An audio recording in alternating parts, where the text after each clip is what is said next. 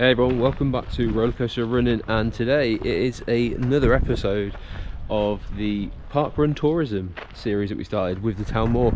This time we're at Blyth for the Blyth Parkrun. This is the first time I've ever been outside of the Town Moor in terms of the Parkrun, so this is going to be a completely new experience, not only because it's a completely different new course, but this is the second time I've ever done a different Parkrun. So hopefully this will be a really good one.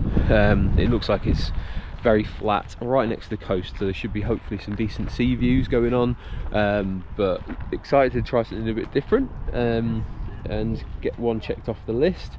There's a few people that we know doing it, Adam and Ben, who you've seen on previous ones, and there's Xander as well, who was around up in Scotland. If you've watched that video, if not, go watch it, it was a good one if you want to see something a little bit different.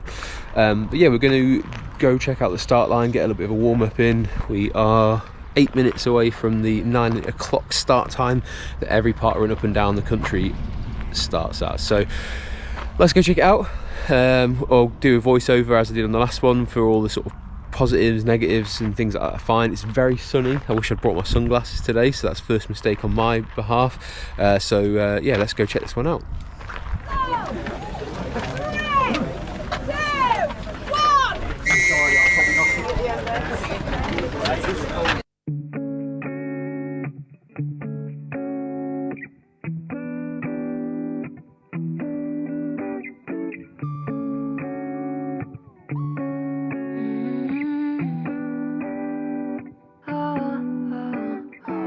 You got me shaking, yeah, I feel the fever coming on.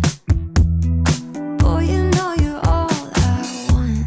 Keep saying that I hate it, but it's kind of fun. Watching me come undone.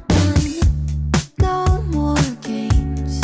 Can't we just say its name? Instead of running away and jumping the gun. Hey everyone, welcome back to another episode of the Parkrun series that we started with the Town Moor, as I said earlier in this episode. And yeah, the very different surroundings from our previous one. We've got a run along the coast, the lovely Blyth coast, technically part of Northumberland, so just outside the Town Moor area. It's only a 20-minute drive from Newcastle, from where I am in Newcastle, so it was a lovely day to be able to experience this one on. As I say at the end of this episode, when we go through the sort of pros and cons of it, this could be a brutal one to do during the winter, but we got lucky with the weather. It was a very lovely sunny day, a lovely summer sunny day, so I think I'd probably pick the best time you could possibly experience this particular parkrun at. But we're going to go through a few different things in comparison to the Town Moor one. There are some key differences, not least the surroundings, as you can see from this beautiful shot going down towards the sea.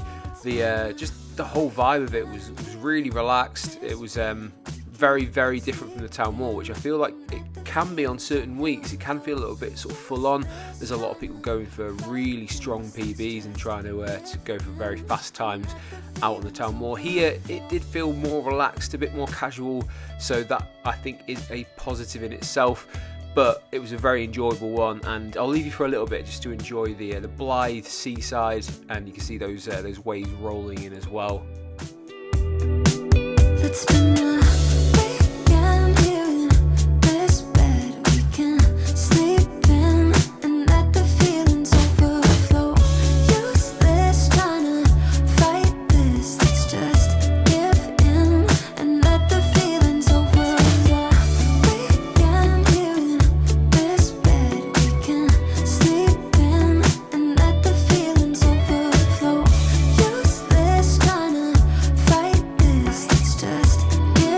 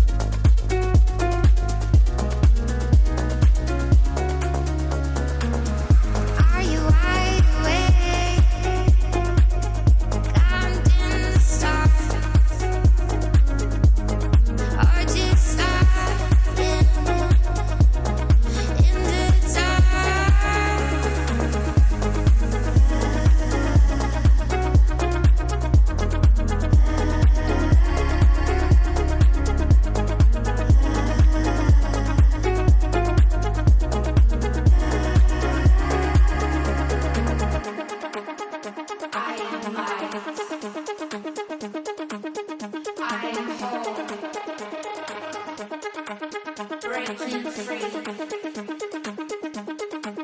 I'm letting go. Feel the pulse. The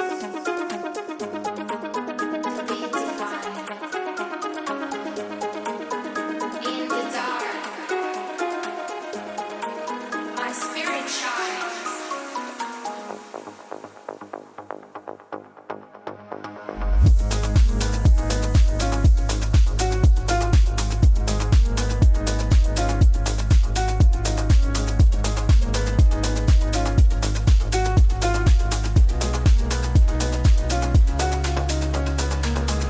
Are you wide awake? Counting the stars, or just starting in the dark?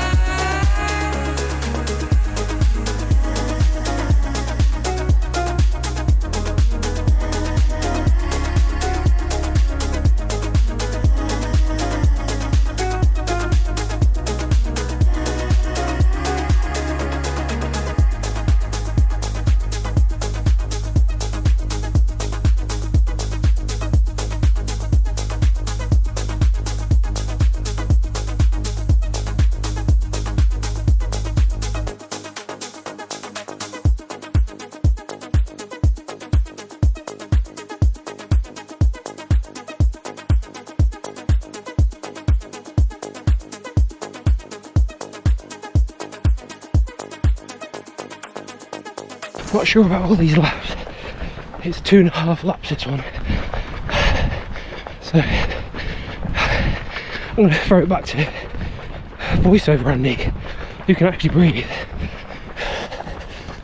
Yeah, voiceover Andy obviously isn't as out of breath as running Andy, so I will take over for a little bit here just to say this was a really enjoyable one. It is different. The biggest difference obviously is doing those 2.5 loops or laps of the course. So the 2.5 kind of comes in because the finish line is around the halfway point, but you do sort of 2 full ones before you get to that point. It's very different when you compare it to the Town Moor, where you just do that one long lap, or the 3.1 miles is just in one go. No fear of getting overtaken on the Town Moor. Here you're kind of looking over your shoulder to see if any of the faster people are coming through, or if that's something that motivates you, is trying to make sure you to get past that stage where you won't get overtaken, because there were some very fast people. Adam, who you've seen on the channel before, he managed to get a sub 20 in this one, and one of our friends, Ben, who does live not too far away, he has told us this is a very quick one and not too much in the way of any hills or undulations. So if you're looking for one to get involved in that you can try and hit a PB in, this is a good one. Just make sure you do position yourself towards the front. We'll cover that a little bit more in the pros and cons section that is coming up very shortly. But for now, let's pass it over so you can see the finish in all its glory, and we head towards the finish line now.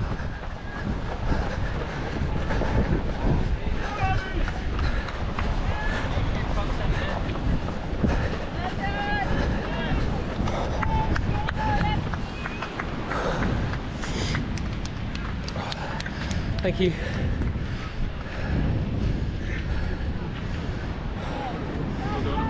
Thank you.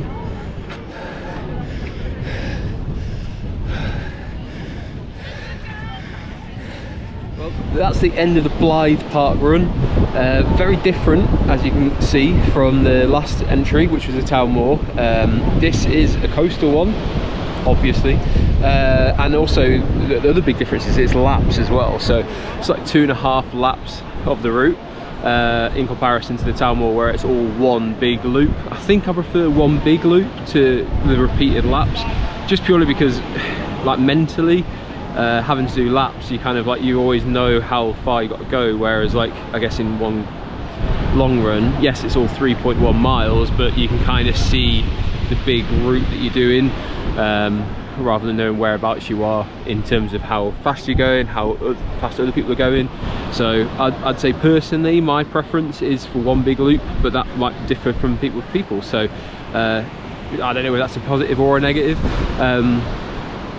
I would say, being brutally honest, I wasn't a fan of the start here. It all felt very crowded. Just seems to be off you go with the whistle. No sort of spacing out, like, or at least an attempt of spacing out like you see at the Town Moor, where you have the different signs that say estimated finish time.